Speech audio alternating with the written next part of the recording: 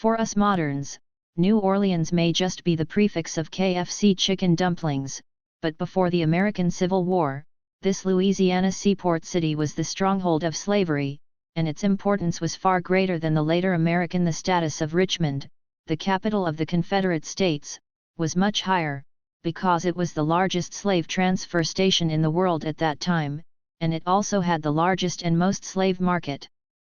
This phenomenon was determined by the special economic situation in the southern part of the United States at that time. Unlike the northern part of the United States, which developed capitalism and built factories, most of the southern part of the United States were large estate owners who ran plantations. The African black slaves who are healthy, adapt to the humid climate of the South, and have strong resistance to common infectious diseases come to work for them. Of course, the most important reason is that the price of these slaves is cheap enough, and they do not have any psychological burden to use, even if after being tortured to death, the only loss is the money of a large animal, so the black slave trade here is extremely prosperous. In fact, not only those big estate owners, but even many ordinary people in the southern United States would buy 1 or 2 black slaves as servants or money-making tools. So basically there are slave owners everywhere in the southern United States, the difference is only the size. Of course, for those slave traders who came from the faraway Ivory Coast, they were most welcome to those big slave owners, because they could buy dozens of black slaves at one time, as long as there were a few such slaves. Big customer, then this trip is basically over. Therefore, when the slave trader Sheffield saw from a distance a tall, thin, not handsome but very sunny boy with a dozen people walking towards him, he greeted him with great excitement, "Master Tang Ning, I am here, and your most loyal friend Sheffield is waiting for you here." When the boy approached, Sheffield immediately went up to give a warm hug, and then said, "My dear Tony, I heard that you were sick some time ago. I was really worried to death, but God bless you are all right now." Hearing a slave trader say God bless, Tony Tang Ning felt very awkward. If God knew that you were doing this kind of wicked business, it would be fine if he didn't throw you into hell. Can I still bless you?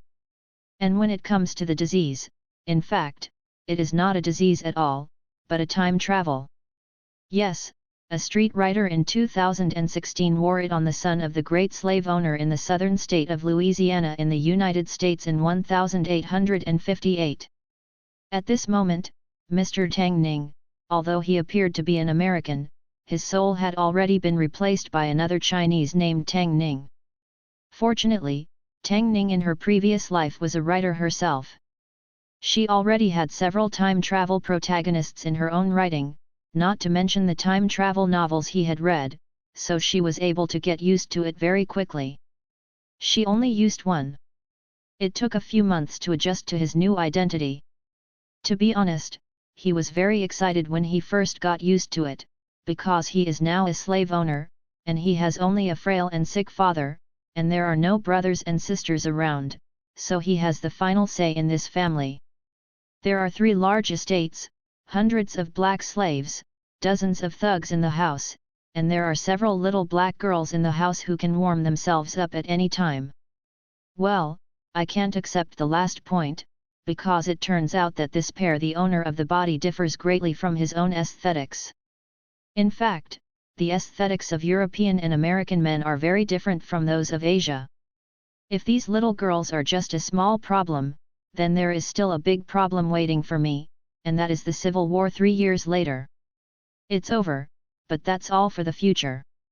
The most important thing right now is to pick all the mature cotton. This is the starting capital for everything in the future, especially this year's cotton harvest, so Tang Ning had to come here.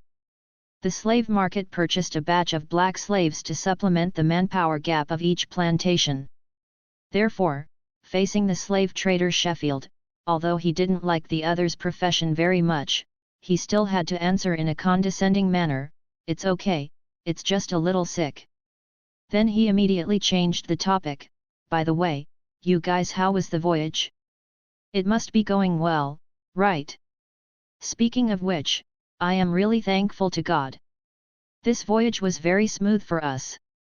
Not only did we have no wind and waves along the way, but even a dozen black slaves died. If this happens every time, then I will really make a fortune.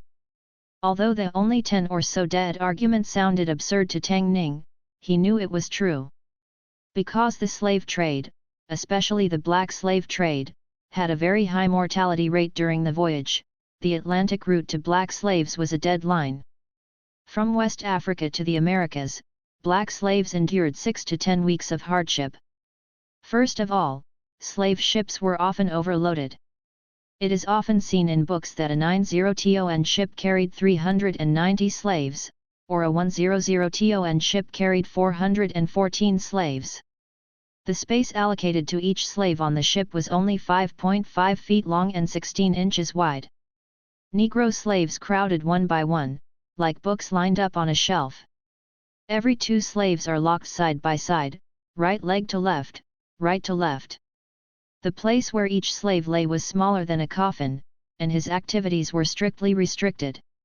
Secondly, black slaves lived in crowded cabins, the air was polluted, epidemics were rampant, coupled with poor diet and insufficient fresh water supply, resulting in frail and sickly.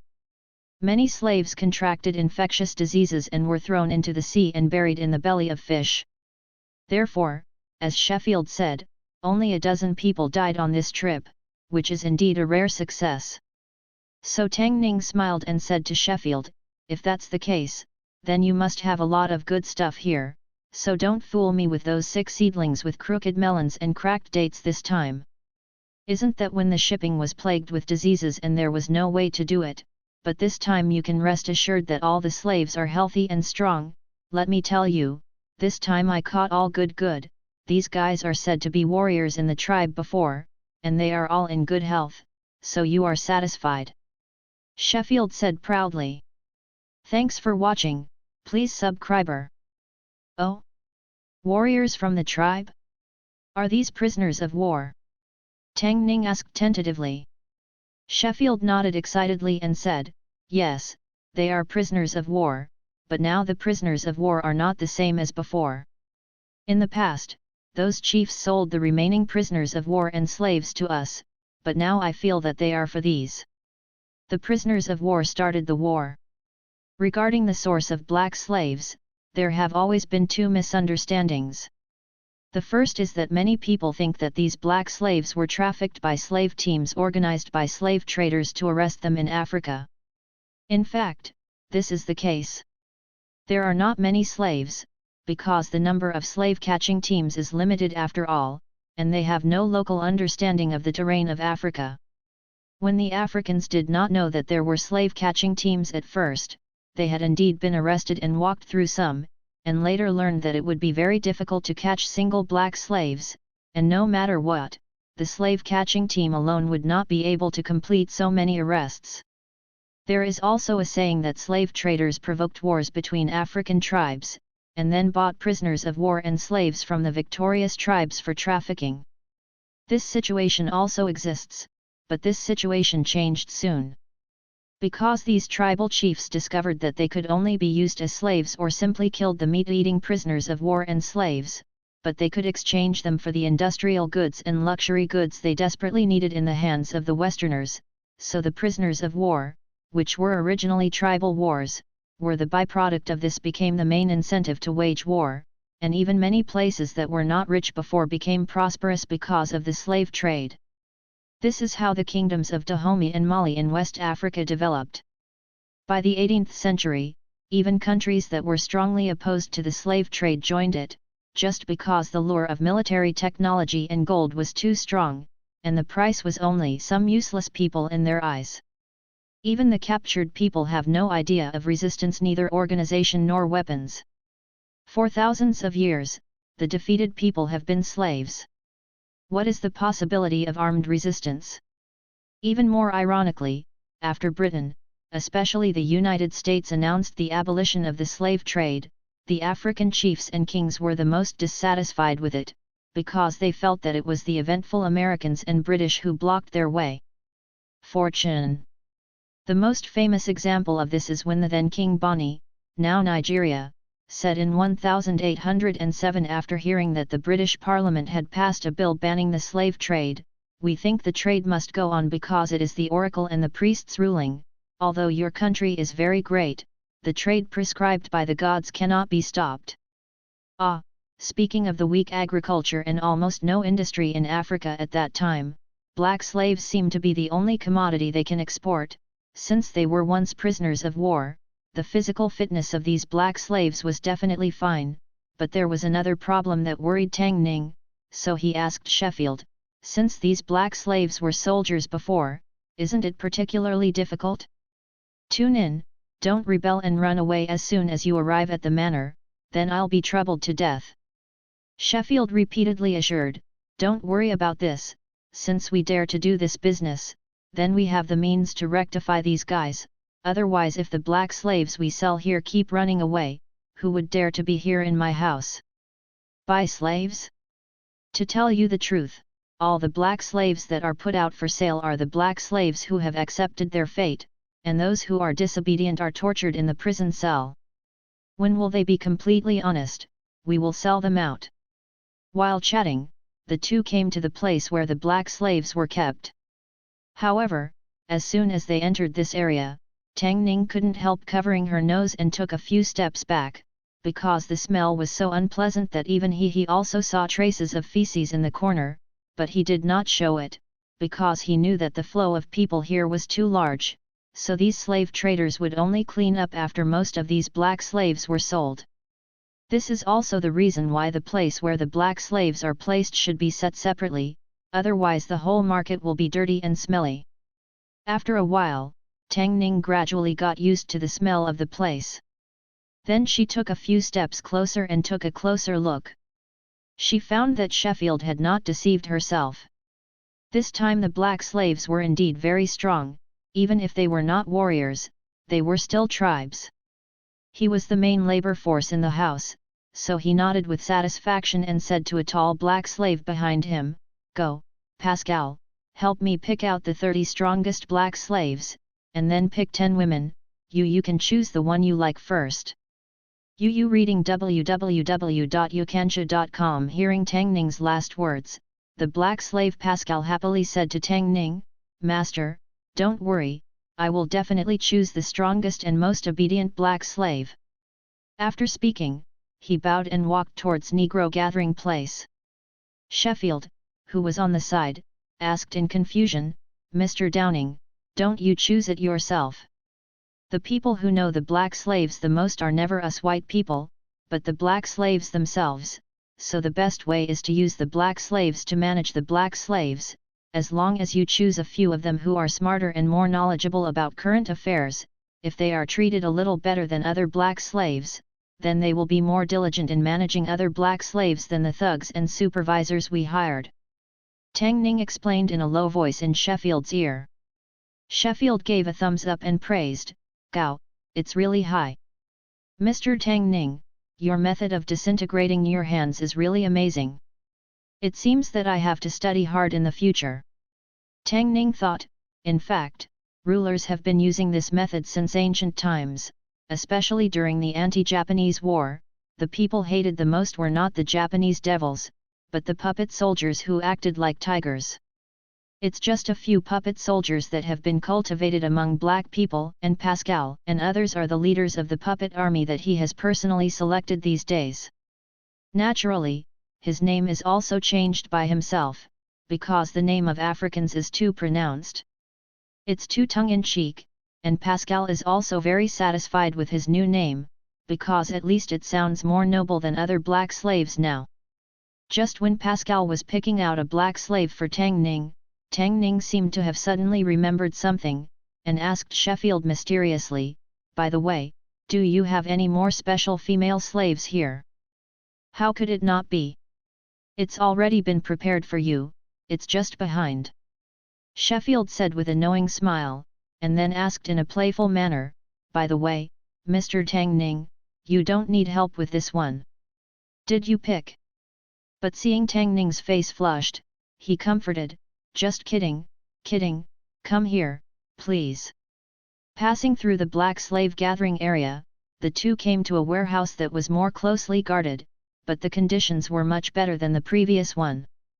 There were more than a dozen slaves detained here, but unlike the slaves outside, these slaves were all they are female slaves, and they are all young, beautiful and good-looking female slaves, and they all look good.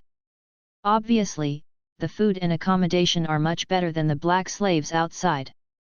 Sheffield ordered all the female slaves to stand in a row to welcome Tang Ning's selection, and then introduced to Tang Ning with a smile, "Mr. Tang Ning, what's going on? The goods are all good, to tell you the truth, these are all carefully selected by me. The big beauties, and I guarantee they are all untouched. One of my guys tried to touch these girls, but I broke their legs."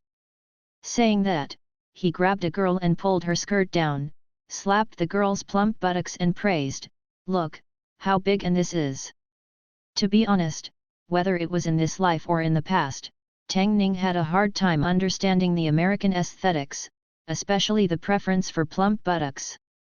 In his opinion, Kardashian's body was definitely a monster, so she faced the enthusiastic Sheffield. Just casually said, "Well, it's good." Then he turned his eyes to the other girls. Fortunately, he soon discovered two different girls. These two girls were different from other black girls at first sight. Tang Ning felt that they were probably mixed race. Triangular trade, European slave traders loaded salt, cloth, rum, etc. from their own countries, exchanged for slaves in Africa, passed the so-called Central Route through the Atlantic Ocean, and returned in the Americas for sugar, tobacco, rice, etc. in Europe. In the West, near the Gulf of Guinea in Africa, and between the West Indies in America, the shipping route roughly forms a triangle shape. Because the trafficked people are black people, it is also called the Black Triangle Trade. It has been running for nearly 400 years and has been in. There are many mixed-race children in the coastal ports, and the reason for their appearance is very simple, that is, the irresponsible leftovers of white people who come to Africa to do business and black girls or women. Although there was no chance that there would be handsome men and beauties of mixed races, compared to pure black girls, it was more in line with Tang Ning's aesthetics, especially since the two girls had long, straight, slender, smooth, and delicate legs. This was a fatal temptation for Tang Ning's leg control, so he pointed at the two girls and said, just the two of them." Then, after thinking for a while, he said, "By the way, this big is also stay." It wasn't that Tang Ning also liked plumping buttocks, but he felt that if he showed too much change from his previous taste, it would be a little suspicious. Although people of this period would never think of going through such a brain hole, but when the suspicion arose, under the ghost's mentality, he felt that it was better to be careful, and although he didn't like plump buttocks, other slave owners he knew liked it, and he could give this girl as a gift at that time. Since the prices of these girls were much higher than those of the black slaves outside, Sheffield was very happy to see Tang Ning bought 3 at once, so he greeted the 3 girls to unchain them, and said to them, "Listen girls, the 3 of you are very lucky today to be chosen by the most handsome and kind Mr. Downing in the whole of New Orleans, and from now on you will have a good life that you can't even imagine, but only if you to serve Mr. Tang Ning properly, do you understand?" After coaching the 3 girls, one of his subordinates came over and whispered a few words to Sheffield, then Sheffield laughed until the wrinkles on his face opened, bowed to Tang Ning and said, "Generous Mr. Tang Ning, can you please? You are really my noble, you bought so many slaves from me all at once, don't worry, I will definitely keep it for you next time when there is a good one. I remember that you seem to have a connection with Brazil. Remember to find me some beautiful women next time you go there." When Tang Ning was a guest at a Manor's house a few days ago, she saw 2 Brazilian slave girls at his house, which made him coveted, so he took this opportunity to give the task to Sheffield. Don't worry, I will definitely handle this matter for you," Sheffield assured repeatedly. After selecting the slaves and paying the money, Tang Ning returned to her manor with the newly bought slaves under the of Sheffield thugs. Speaking of which, the after-sales service was very good in this era. After arriving at the manor, Tang Ning instructed Pascal to take these black slaves to take a bath, and then gathered them under a table, while he himself stood on the table and lectured to them. The black slaves introduced Tang Ning, "Welcome to the Tang Ning Manor. From now on, everyone will be part of the manor. First of all, I would like to solemnly introduce to you our owner, Tony Tang Ning, the most charitable manor owner in the entire southern United States. Sir." After speaking, he began to take the lead in applauding. Amid the sparse applause, Tang Ning walked up to the front and began to give a formal exhortation. "My slaves, what Pascal said just now is not wrong. Being able to come to Tang Ning Manor shows that you are all lucky, because I am here with other manors. Are not the same. Here, you will not be black slaves all your life. As long as you work hard and obey the regulations in the manor, then you will have the opportunity to improve your life. For example, complete all the work tasks and do not violate any regulations in the manor for 1 year, then I will reward you with a woman and a separate shack." This reward is not actually a reward, because all slave owners do this. From the slave owner's point of view, the reproduction of slaves is very important, because it means that he can get a black slave for free, and he has cultivated a black slave since childhood. The loyalty level is also higher, and the loyalty level of black slaves with a family will also be greatly improved, the work will be more diligent, and the possibility of escaping will be greatly reduced. Having said this, Downing paused, then pointed at Pascal and continued, "If you complete the task for 3 consecutive years and never make a mistake, then you can become a supervisor like Pascal, and you can get rid of heavy labor and engage in supervision. Management work, and the benefits of food, living and other benefits will be greatly improved." If Tang Ning was just saying this out of thin air, then the below wouldn't believe it, but now there is a ready-made example like Pascal, when they saw that his clothes were much more decent and tidy than other, representing the ruddy complexion of ample food and the majesty of always giving orders, they felt that what their new master said should be believable. In fact, this was also one of Tang Ning's goals in quickly promoting several puppet army leaders. That's how people are. As long as they can see an opportunity to change their lives, they will give up their thoughts of resistance, even if the chance is very slim. It's like the imperial examinations in ancient times. Although the poor know that the chances of children from poor families becoming jinshi are slim, as long as there is such a hope, they will be much more stable. In fact, Tang Ning even planned to tell these black slaves, "As long as you work hard for 20 years, I will give you freedom." He believed that if he said that, the black slaves would be even more excited, but he also knew that such words must not be said, because once he said it, the other slave owners would have to tear themselves apart. In addition, this in itself was deceiving the black slaves, because 3 years later the civil war would break out and slavery would be completely abolished, so all the promises Tang Ning made at this time were meaningless. However, even if they are free, it does not mean that the life of the black slaves will be better, because then the capitalists in the north squeeze the workers and are sometimes more cruel than the slave owners in the south. After the black slaves' excitement subsided a little, Tang Ning said, "Okay, Pascal will read out and explain the rules and regulations of the manor to everyone. Everyone must pay attention. If you violate any of them, then there will be penalties, and the time to get rewards will be extended accordingly." After finishing speaking, Tang Ning stepped off the stage, and Pascal explained the Tang Ning Manor black slaves rules to the slaves one by one: support the master, abide by the scope and discipline prescribed by the master, obey the supervision and management, receive education, participate in labor, and be serious. Homecoming. Love the plantation, love the master, love the collective. Tang Ning has always been very proud of what she has done, because since the implementation of this code, the black slaves in the plantation have become much more manageable. In fact, in Tang Ning's opinion, many black slaves are not dishonest, but it's that they really don't know what they can and can't do. After all, their original living environment and code of conduct are completely different from here, and they don't feel that they have done wrong in many things, so they are suffering because of these things. When the supervisor is beaten, he will feel dissatisfied, which will lead to the accumulation of negative emotions and even rebellion and escape. And Tang Ning has now clearly stipulated all the things that can and cannot be done, so that the black slaves will know exactly why they made mistakes, and it will become easier to manage everything. Tang Ning now felt that she had too many thugs under her wing. They had to know that the wages of these guys were not low. These black slaves were managed and trained by Pascal, Mike, and the overseers, but the 3 little girls he had just bought couldn't be handed over to them, so Tang Ning had to train them herself.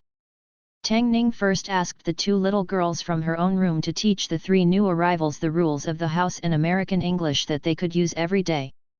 After 3 days, Tang Ning called the 2 mixed-race girls to her side, trying her best to put on an amiable face and said to them, "Caroline, Isabel, how have you been living here these past few days? Are you still getting used to it?" Caroline, who is 1.7 meters tall, is obviously a little bolder than Isabel, nodded and replied, "Life is very good, I have never slept in such a soft bed, and I have never tried to eat enough for 3 consecutive days." Isabel on the side also nodded, apparently Caroline had spoken her heart out. After hearing Caroline's words, Tang Ning nodded in satisfaction, then continued to ask, "Then do you still want to go back to your hometown?" Caroline and Isabel shook their heads and said, "I don't want to go back, this place is much better than home." Speaking of which, Caroline suddenly seemed to remember something, and said sadly, "The only pity is that there will be no more I can't see my mother anymore." But she said randomly, "But when I left, Mr. Sheffield gave my mother a lot of money, which is enough for her to live in the future, so she doesn't have to work hard to do those humiliating things. To make money. As long as you do things well and serve me comfortably, then it's not impossible for Sheffield to take over your mother next time," Tang Ning said with a big wave of her hand. Caroline's eyes lit up and she asked in disbelief, "Boss, is what you said true? Are you really willing to take my mother over to live a good life?" Thanks for watching, please subscribe.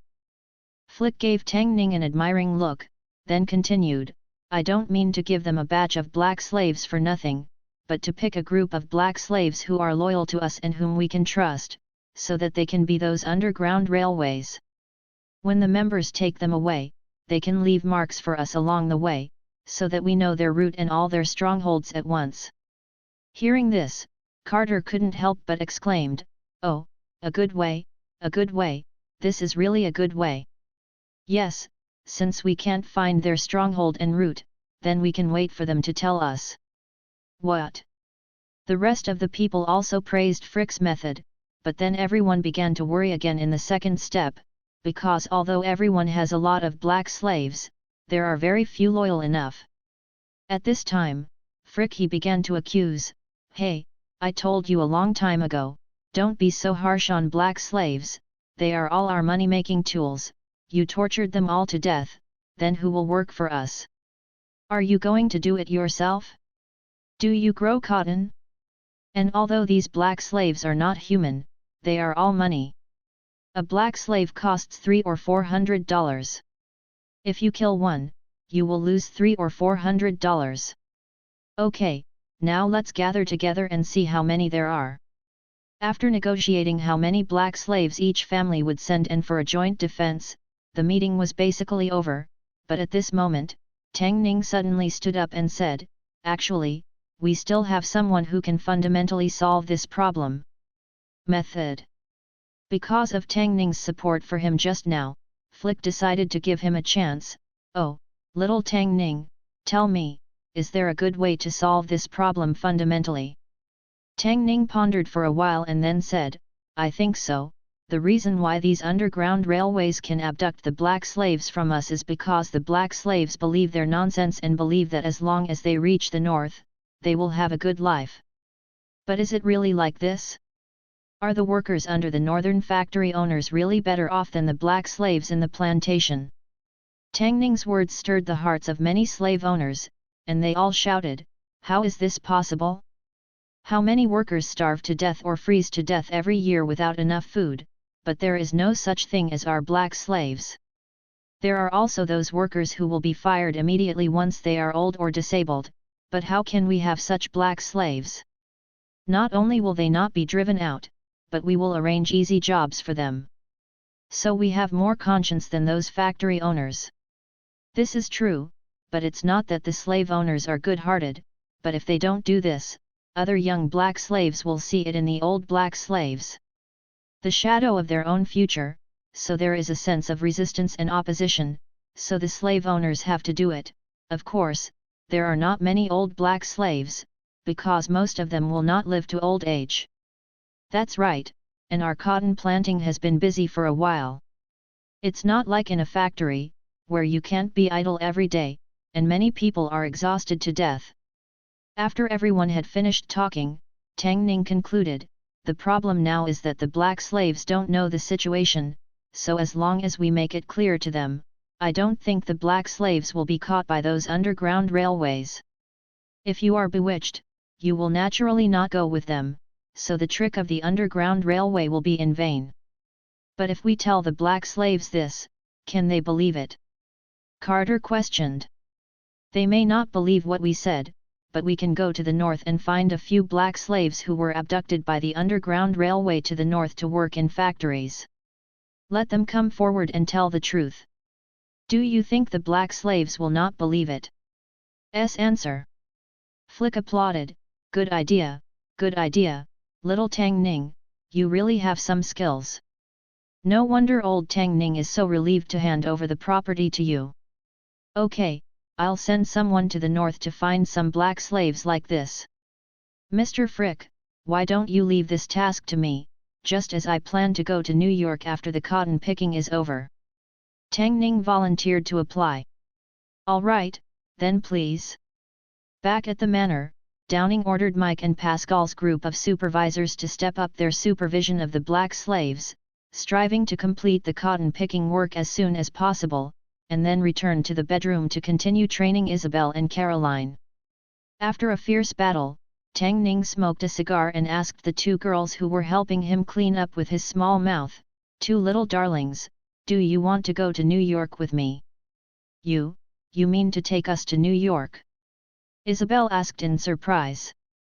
You reading www.uuganshu.com. Tang Ning nodded and replied, that's right, I'm going to New York for two major events in a while, and I may have to stay there for a while, so how can I be without you two little beauties? What? You don't want to go? Isabel nodded again and replied, I would like to go, how could I not go? I heard that New York is more lively than New Orleans, but we didn't expect you to take us there, so we were pleasantly surprised. New York may indeed be a bit more lively, but life is definitely not as comfortable as we are. In fact, what Tang Ning said was the truth. As a worker at the bottom, it is natural to have a hard life. Even capitalists and factory owners can live a good life. Not as good as a manor owner like Tang Ning, because the cotton business in the past 2 years has been really good. As long as there is cotton, there is no need to worry about no one harvesting it. Therefore, the slave owners in the South almost make money by lying down. But the US industry is still in the development stage at this time, at least it is incomparable with the UK. If it does not formulate a protective tariff policy, let alone other countries grab the market, even the domestic market of the United States can be kept. Therefore, for the factory owners in the North, the tariffs on British industrial products must be raised, otherwise they cannot survive, but once the tariffs are raised, the UK will increase the tariffs on cotton accordingly. This is the root cause of the Civil War. By the way, Master, what are you going to do in New York this time? Caroline asked curiously. Find someone. Tang Ning answered word by word, and then explained, first of all, we need to find a group of black slaves who were abducted from the south to work in the north, and then we need to find a guy named Henry Goebbels. Thanks for watching, please subscriber. Ahid felt that his life was simply unlucky. First, he became a prisoner of war during the Tribal War, and then he was sold to the faraway New Orleans, USA, to be a slave to a plantation owner. Underground Railroad, finally escaped from New Orleans to New York, and could have lived a free and happy life since then, but I didn't expect that life in New York was not as good as when I was a slave in New Orleans. Yes, I have freedom here, but the premise of freedom is to be able to live, and now in order to survive, in order to get that little bit of salary, I have to work hard every day. This kind of freedom seems to be meaningless. On this day, when he was dragging his tired body back to his residence, he suddenly saw a very familiar person standing at the door, but he couldn't believe it was true, because this was New York, not New Orleans. What? Seeing Ahid like this acquaintance greeted him, "Ahid, why don't you know me? I'm a Gubin." At this time, Ahid dared to confirm that he was not dazzled. The person in front of him was indeed a Gubin, his companion who was sold from the tribe to New Orleans with him, so he stepped forward and hugged him hard. "A Gubin, when are you running away? Coming to New York? And how did you find me? Who said I escaped?" "I came with the master." A Gubin shook his head and replied. "What? Came here with the master?" Ahid asked in disbelief. A Gubin nodded and replied, "Yes, the master went to New York to run errands, so he brought me because he could use me. By the way, do you know why the master asked me to come to you? Don't you want me to go back and continue to be a slave to him?" Ahid replied in a joking tone. Unexpectedly, a Gubin nodded, "You can say the same." Hearing a Gubin say this, Ahid snorted coldly, "A Gubin, you don't think I'm crazy, do you? If a good free man doesn't do it, he wants to go back and become a slave with him." A Gubin quickly explained, "Don't worry, Ahid, listen to what I have to say. The master wants to bring you back this time, but not for you to work in the plantation, but for another. This job not only does not require physical effort, but also gets the same treatment as I am now. I can eat enough every day, eat meat for 3 days, don't have to work, and have my own woman and house." "Ah? Is this still a slave?" Ahid asked in disbelief with his mouth wide open. "Of course it is, but the job is different." "Well, let me ask you first, tell the truth, how is your life now after coming to New York compared to the previous time on the plantation?" A Gubin didn't answer the question. "Road. Of course it's much better than working on a plantation. Now I earn as much money and eat as much as I work every day. I don't go to work if I don't want to. I'm very free," Ahid said proudly. A Gubin, on the other hand, said unceremoniously, "But the price of not wanting to go to work is starvation, right? The workload in the factory is much larger than that in the plantation, right? And the plantation is not busy, but there's no time for you to be idle in the factory, right? Because once the workload isn't too heavy, those factory owners will fire some of their workers to save costs, right?" How do you know?" Ahid asked embarrassedly. "Of course I know, and I also know that if you are injured at work, the factory owner will not only not treat you, but will directly fire you. If you are too old to work, the factory owner will not, they will arrange easy work for you, but will also fire you, right?" A Gubin asked. Yes, after all, no one wants to hire a worker who can't do a job." Guidane replied. "But is it like this on a plantation? What estate owner have you seen driving an old or sick slave out of a plantation? Unless he has a disease that can infect others, he doesn't always arrange one. Do you have a relatively easy job to support?" A Gubin asked loudly. Although Ahid felt that there was something wrong with what a Gubin said, in general he couldn't refute it, so he had to nod his head and admit, "That's the truth." "If that's the case, do you still think it's better to be a worker here than to work in a plantation?" A Gubin asked along the way. "Yes, but it's free here," Ahid insisted. "But does this kind of freedom make sense? Is it better to die of starvation and exhaustion than a slave who can eat his stomach?" A Gubin asked. "Two don't know," Ahid replied with a look of despair. Seeing Ahid like this, a Gubin knew that he had been shaken, so he said softly, "Actually, the reason why the master sent me to come to you this time is to hope that you can come back with us. What happened to you in the northern factory during this period of time will be explained to the other black slave brothers in real detail, so that they will know that the real northern factory is not as beautiful as those guys on the underground railway depicted." Hearing this, Ahid suddenly realized, "Oh, I understand, the original purpose of letting me go back was to persuade the other black slave brothers not to escape with the underground railway, right? The same can be said, but don't you think the other black slave brothers have the right to know? After all, those guys on the underground railway didn't tell the truth.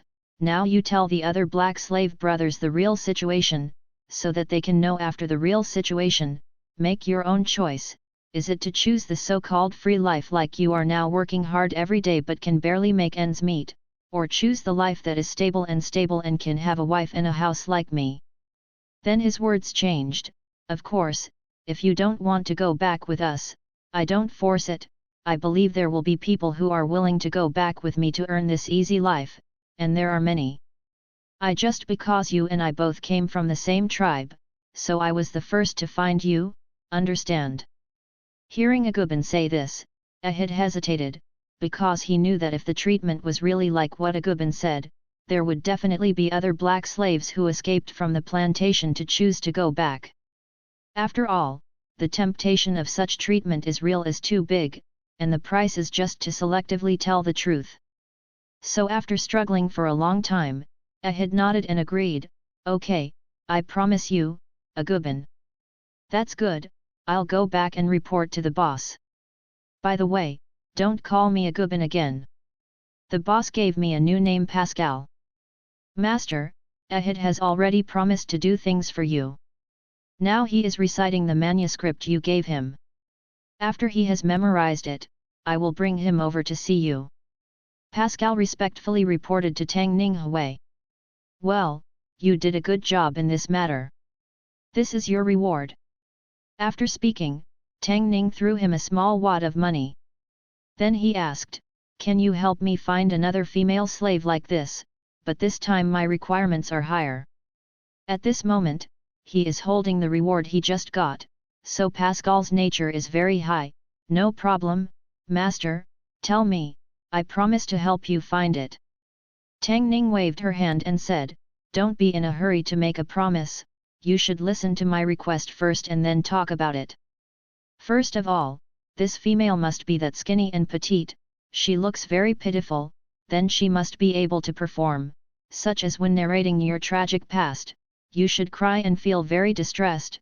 Third, it is best to be a little more beautiful, so that the feeling of pity and distress can appear more naturally." Before Tang Ning could finish speaking, Pascal shook her head and replied, "Master, there is absolutely no way that such a thin and frail female slave would die of illness on the ship that came to New Orleans, unless she was specially prepared to give her to New Orleans. Maid-type black female slaves purchased by big customers like the master, but such female black slaves have no chance to contact them at all, let alone kidnap them." Tang Ning thought about it for a while and felt that Pascal was right. She just used the crowded way on a slave ship. If her body was too close to being able to resist, she still needed such a pitiful person in her own plan. Seeing the pitiful female slave, why don't you go to the harem of each slave owner to find it? But in that case, firstly, she couldn't deceive the black slaves who lived with her on a plantation, and secondly, she had never worked in a factory, so it would definitely not work well. After all, they were not real actors. Tang Ning struggled with this question for a long time, until at lunch, Caroline cautiously suggested to him, "Master, can you take us to Broadway tonight?" When she heard the words Broadway, a light flashed in Tang Ning's mind. "Yes, since I couldn't find a suitable candidate among the real black slaves, I might as well just hire a fake black slave. If I can't find someone who can perform, then why don't I hire an actor? I can't believe there isn't even a single black actor on such a big Broadway." And at this time, he was surprised to find that the name of Broadway, which sounds like a drunken fan, is actually a transliteration of Broadway. Thinking of a solution to the problem, Tang Ning was naturally very happy, so she happily said to Caroline, "No problem, I'll take you there tonight, but now I have to go out." Although the North and the South were at odds at the time, it didn't mean that there was no personal friendship between the two sides. For example, Frick had an old friend in New York. Before Tang Ning came, he explained that if there was any problem that could not be solved, he could go to him for help. So Tang Ning immediately went to visit this Mr. Bradley. Seeing Tang Ning's handwritten letter from Frick to her, Bradley politely asked Tang Ning, "Mr. Tang Ning, what do I have? Can I help you?" "Mr. Bradley, do you have any friends on Broadway?" Tang Ning asked. Bradley thought about it for a while, then replied, "Well, you do have a few friends. Why do you want to invest in building a theater?" Tang Ning waved her hands again and again, "I don't know anything about drama, so I don't dare to invest in this field casually. I want to hire a Broadway actor, but I don't know the rules in this area, so I want to ask for your help." "Oh, then which actor do you want to hire?" Bradley asked curiously. "I don't have a goal yet.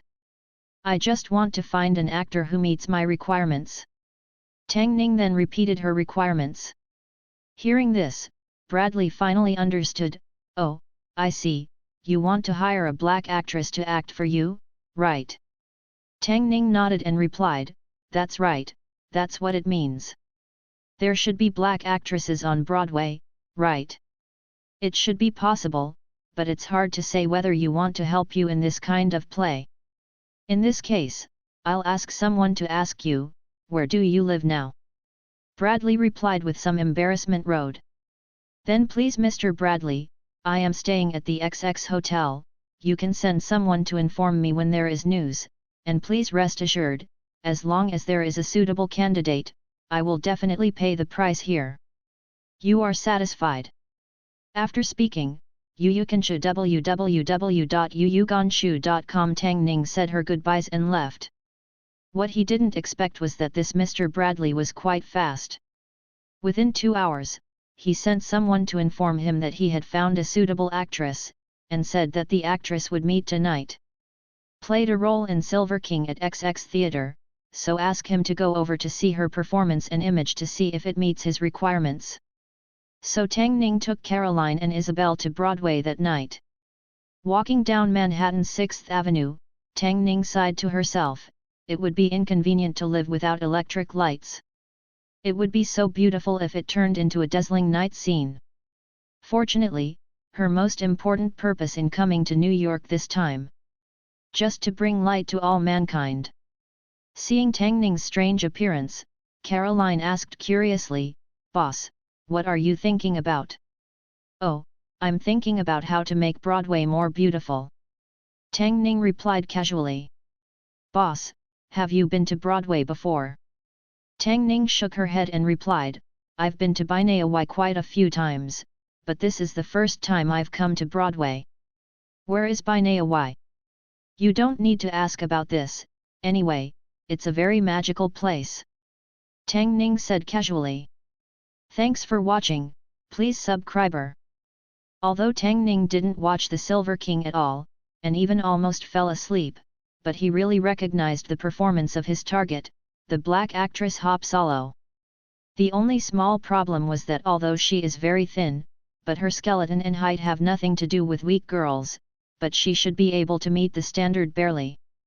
So after the performance, Tang Ning invited Hope Solo to the coffee shop to discuss cooperation matters. Obviously, Bradley had explained everything to Hope before he came, so as soon as he sat down, Hope said to Tang Ning with a complicated expression, "Mr. Tang Ning, to be honest, if I hadn't been in urgent need of a lot of money recently, I would never have accepted your invitation, because doing so would make me feel like a liar. But please rest assured, as a professional actor, I have professional ethics." Hearing what Hope said, Tang Ning didn't bother to explain to her, so she handed her the script she had written in the past 2 days and said, "This is the script for your performance this time, although you don't have to memorize a single word. Poor, but you must express the content, the better the effect, the higher your bonus. Hope took over the script and read it again, then frowned and asked, the female workers in the factory are living so miserably now. Although not everyone is so miserable, there must be such a situation. You just don't know it. Would you like me to send you to a factory like this to experience life? Tang Ning teased. But in fact, he also knew that what he wrote was a bit too much, because this script was basically a reproduction of Mr. Xia Yan's famous reportage Bao Shigong, so he needed an actress like Liu Chai Bang. But in fact, American factories at the moment are not squeezing workers so hard. After hesitating for a long time, Hope nodded and agreed, well, although I think what you wrote is a bit exaggerated, because of racial discrimination, it is normal for black workers to be oppressed in the factory, and I will do my best to interpret the role. While the two were talking, Caroline, who was sitting at the other table, asked Isabel in a low voice, "Isa, guess what the master is talking about with this woman?" Isabel shook her head and replied, "I don't know about this, but according to the master's intention, it seems that I want to bring this woman back to New Orleans. I also heard the master say that, but if the master takes her back, what will we do? I can see it. When I was watching the performance just now, the master's eyes almost didn't leave the woman's body." Coleraine said anxiously. "Yes, then isn't our good days coming to an end?" Isabel said worriedly. "It seems that this is the only way to do it." Caroline pondered for a moment, then said through gritted teeth. Hearing that Caroline had a solution, Isabel asked with bright eyes, "What do you think of a good solution, Caroline?" Caroline glanced left and right, then leaned over to Isabel and said in a low voice, "Isa, do you remember what the master asked us to give him?" "I don't think so, we can only use this method to please the master." "It's gone." But this is too embarrassing, isn't it?" Isabel said with a blushing face. "Oh, there's nothing to be ashamed of now, if that woman really takes away the master's favor, let alone take over our family to live a good life, and it's hard to say what will happen to us in the future. Let's not talk about it, just look at Elizart, she was the most favored slave girl before we came, but look at her life now? Don't even touch her, master, even she didn't even let her in the room, so she was about to go to the plantation to pick cotton." If Tang Ning heard Caroline's words, she would definitely not know whether to laugh or cry. It's not because he likes the new and hates the old now, but because this Elisate is the female slave that Tang Ning loved before. They both had the same body, but Tang Ning still didn't want to touch her ex's woman, and to be honest, this Elisate didn't fit his aesthetic, so she ignored it, but she definitely didn't mean to throw her into the plantation to pick cotton. But this is a good thing for him, because that night he felt that Isabel and Caroline were very open. Many things and positions that he was embarrassed to do before, although it was very jerky this time, it could be seen that they were very hard-working and seriously, it made him very happy. So in the interval of the fierce battle, he said to the two girls with great satisfaction, "Two little darlings, why are you so good tonight?" Before Caroline could explain, Isabel asked pitifully, "Master, you won't want me and Caroline, will you? Why do you guys think so?" Tang Ning asked in confusion. "Aren't you going to bring that woman named Hope back to New Orleans?" Caroline asked. "But what does this have to do with you?" Tang Ning asked back. After he figured out what the two women were worried about, he laughed and said, "You two, why do you think about this? Let me tell you the truth, I brought this Hope to let her go to those black men. Slave acting." Then he explained. "Oh, so that's what happened." Caroline suddenly realized. Seeing Caroline's depressed expression, Tang Ning said displeasedly, "What? Do you think you've been trying to please me for nothing tonight?" Caroline waved her hands again and said, No, Isa and I are supposed to serve the master. It's just that sometimes, master, your requests are too embarrassing." Tang Ning said in disapproval, "Anyway, no one saw it, why are you shy?" Well, I can't let you two be busy tonight. Didn't you say you wanted to bring your family over? Sheffield calls over and you tell him where exactly he needs to be picked up. Hearing Tang Ning say this, the two girls were immediately excited. Master, you are so kind. As long as you are willing to take over your mother and sister, we can do whatever you want. While Tang Ning was enjoying herself, she began to think about finding Henry Goebbels tomorrow. Thanks for watching, please subscribe. Mr. Tang Ning, do you have anything to do with me?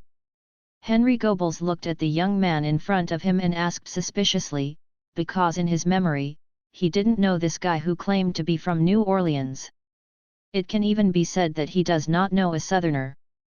I heard, Mr. Goebbels, that you have done an interesting experiment. Using carbonized bamboo filaments to energize and glow in a vacuum glass bottle, it can even last for 400 hours. Is it true? Tang Ning asked without answering. Hey? How did you know about this? Henry Goebbels asked in surprise, because in his impression, he hadn't told a few people about it, and he had never heard of them. I have Southern friends. I heard it mentioned by a passerby by chance. Tang Ning casually said, it just so happens that I'm also very interested in this area, so I wanted to come over and discuss it with you. Are you also interested? Goebbels looked at Tang Ning with a very suspicious look. Tang Ning knew it was time to bring out some dry goods, so she said, I wonder, Mr. Goebbels, have you ever tried using tungsten wire? Tungsten wire? Can this work? Goebbels asked with a frown. Just when Tang Ning wanted to explain, she found Goebbels saying to herself, yes, why didn't I think of tungsten wire? Obviously tungsten has the highest melting point of all metals, so it is difficult to be melted in a light bulb. This can greatly extend the life of the bulb. Then he looked at Tang Ning, Mr. Tang Ning, it seems that you really have done some research on this. I'm just doing my research, because I can't do many experiments, so I can only give you some ideas. Tang Ning replied modestly, and then added, also, I wonder if you have applied for a patent for the carbon filament light bulb? Patent? Why apply for a patent? Goebbels asked indifferently. Of course you have to apply. Otherwise, if someone grabs you and registers the patent right before you, he will not only steal your invention, but also use the law to prohibit or even punish you from using the results of your own research. Tang Ning reminded Rode. Henry Goebbels invented carbonized filament before Edison is historical fact, but he did not apply for a patent. There can't be such shameless people in this world, right? Goebbels said in disbelief. Tang Ning nodded vigorously, yes, and his shamelessness is beyond your imagination. He will even interfere with or even destroy inventions that are more effective for mankind for his own benefit. Possibly frightened by Tang Ning's words, Goebbels took a step back and said, Mr. Tang Ning, shouldn't you be talking about yourself? Tang Ning replied gloomily, if it were me, would I still come to remind you? What you said makes sense, I was confused for a while, I'm sorry Mr. Tang Ning. Goebbels apologized. It's normal, no matter whoever encounters a stranger and says so much to them, they will inevitably misunderstand. Tang Ning waved her hands indifferently, and then added, I have another question, I don't know Mr. Goebbels. Have you considered it? Goebbels asked curiously, what's the problem? By the way, Mr. Tang Ning, just call me Henry.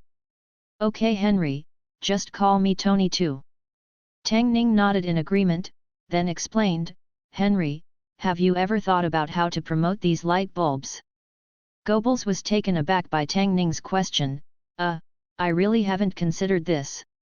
This has to be considered, otherwise, if it's just made in the laboratory, the public will lose the meaning of inventing it if they don't use it. Tang Ning advised. Goebbels thought about it for a while, and then replied, I think a businessman will naturally take over this. It's natural, but businessmen are also divided into whether they have a conscience or not, and whether they are able or not. What if he sells the light bulbs at such a high price that the public can't afford them, or if his ability is too poor to promote it? Tang Ning asked again. This is also a problem, but I really don't know how to do business. Goebbels muttered to himself, and then he seemed to think of something, and suddenly realized, oh, I understand, Tony, you want to do the light bulb business, right? There's no problem with this, I believe you. I do have this idea, but I don't have that much money to do this business, so I want to set up a company with you, Henry, and then you will continue to study tungsten light bulbs, and I will be in charge of the operation. As for the money, I will find an investor. Tang Ning suggested. In fact, Tang Ning did this mainly to give herself a way out. After all, he didn't have much confidence in his ability to change the course of the Civil War. So what would he do if he went to the south and lost the war according to history? Always plan ahead. I don't know if Tang Ning's eloquence is too good or if Goebbels doesn't care much about it. After a little thought, Goebbels nodded and agreed. You must know that they just met. Although it was a bit surprising, it was a good thing after all, so Tang Ning quickly took out the prepared contract. After the two sides signed the contract, Tang Ning originally thought that the two would go out and have a good meal to celebrate. But Payer said that he would immediately study the feasibility of tungsten filament light bulbs. It was obvious that he was a research madman similar to Wei Shen of Peking University, so Tang Ning no longer insisted, but before leaving, she still put a lot of her own ideas in order to reduce. Goebbels was left with the successful experience of evaporating tungsten by rushing nitrogen into the bulb and making the tungsten wire into a double helix structure to reduce the volatilization area. This made him even more interested and regarded Tang Ning as a confidant.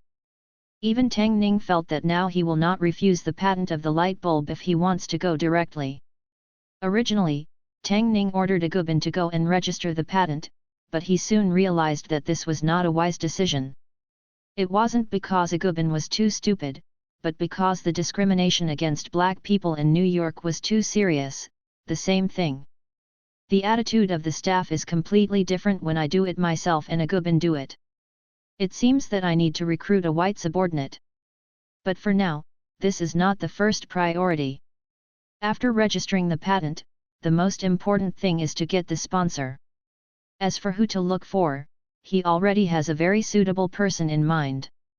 Thanks for watching. Please subscribe. On this day, John Pierpont Morgan had just arrived at the company, hereinafter referred to as Morgan, when his assistant reported to him, "Boss, there is a Mr. Downing from New Orleans waiting for you in the parlor." Southerner. Morgan muttered, frowning. He said he has a big business to discuss with you. The assistant added. But I don't want to buy cotton. Morgan shrugged. Just when the assistant thought he would refuse, he didn't expect Morgan to change the subject. Okay, for New Orleans' sake, let him in. The assistant knew that Morgan said this because his first business was in New Orleans. At that time, a ship owner accepted a commission to transport a shipment of coffee from Brazil to New Orleans, but he did not expect that the American buyer had gone bankrupt. The boat coffee was in his hand, and it happened that he met a well-dressed Morgan on the road, so he accosted him, but he did not expect that Morgan would buy it without hesitation. It was very cheap, of course, but even so, J.P. Morgan, who was still in school at the time, borrowed money from his father, J.S. Morgan.